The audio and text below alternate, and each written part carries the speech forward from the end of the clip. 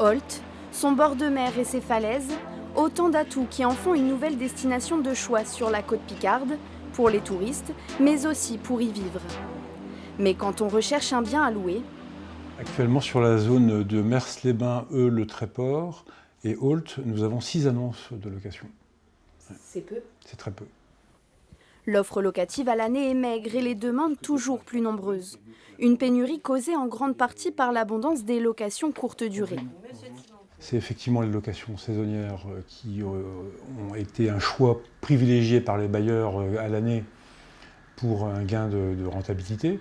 Et puis on a aussi beaucoup d'investisseurs qui ont acheté dans l'optique de faire de la location meublée et en ayant aussi l'avantage de pouvoir en profiter en résidence secondaire. Et puis les locataires en place sont beaucoup moins mobiles de par le fait que l'acquisition en primo-accédant est beaucoup plus compliquée.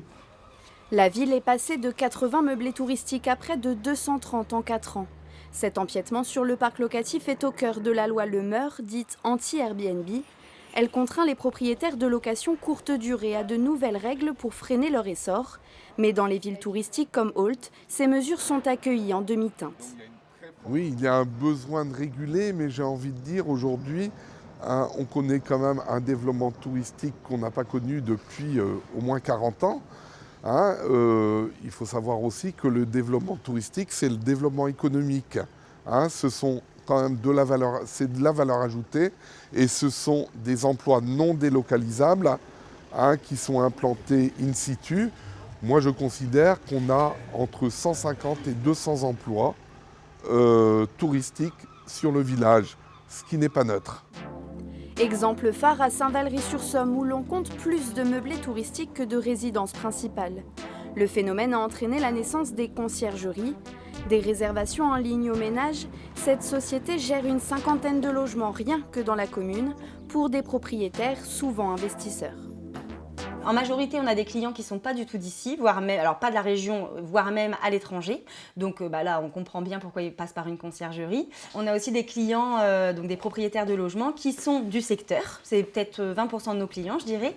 Et puis, c'est tout simplement des personnes qui sont actives, donc elles n'ont absolument pas le temps de s'occuper de leur location saisonnière. Visant au départ les propriétaires de logements type Airbnb, la loi Le Meur a finalement englobé tous les meublés touristiques. Alain de Mongeau gère des chambres d'hôtes dans sa propre maison. Auto-entrepreneur, l'accueil des clients est son activité principale à temps plein. Avec cette nouvelle loi, il va lui aussi subir une réduction de son abattement fiscal et une hausse des charges. J'ai fait un chiffre d'affaires en 2024 de 60 000 euros. Je payais 29% d'impôt sur le revenu sur ces 60 000 euros. Je vais en payer 50% cette année. Mes charges sociales à l'URSSAF étaient de 12,3%. Elles sont passées à 21,2%. Je vous laisse faire le calcul. Quand on a intégré les chambres d'hôtes dans le dispositif, c'est pour moi l'erreur, parce qu'effectivement, on n'a pas du tout les mêmes fonctions, les mêmes façons de faire les choses. Et nous, c'est chez nous, donc dans tous les cas, ma maison, si je n'ai pas de client demain, je ne vais pas la louer au mois, dans tous les cas, à quelqu'un d'autre. Donc pour le parc locatif, ça ne change absolument rien et on ne devrait pas être conservé.